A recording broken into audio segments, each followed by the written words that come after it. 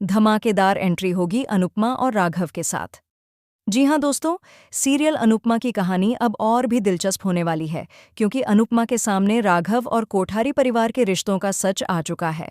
अनुपमा को पता चल जाता है कि राघव ही कोठारी परिवार का दामाद था और उसके साथ जो भी गलत हुआ है वह कोठारी परिवार की वजह से हुआ। अब अनुपमा गुस्से में आकर सीधे पराग कोठारी के पास जाती है और उनसे अपने सवालों के जवाब मांगती है।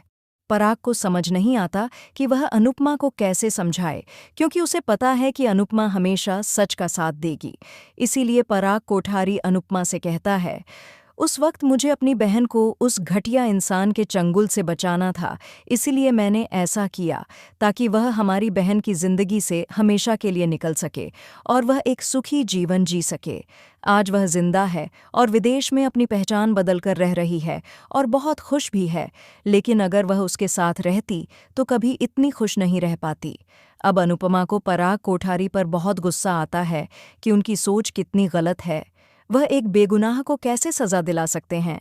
इसलिए अनुपमा अब राघव की तरफ से एक नया केस लड़ने वाली है।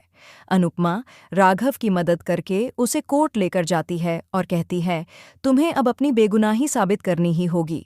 इसके बाद पराग कोठारी खुद को इस बदनामी से बचाने के लिए राघव से माफी मांगने लगता है और कहता है, हमसे गलती हो गई, लेकिन अब दोबारा हम तुम्हारे साथ कुछ भी गलत नहीं करेंगे। इसलिए तुम अपने रास्ते चले जाओ और हमारे घर की तरफ दोबारा मत आना, क्योंकि अब हमारा और तुम्हारा कोई रिश्ता नहीं है।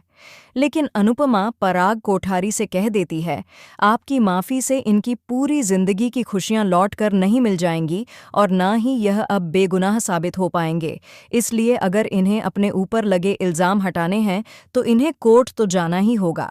तो क्या पराग कोठारी चलाएगा फिर से कोई नई चाल?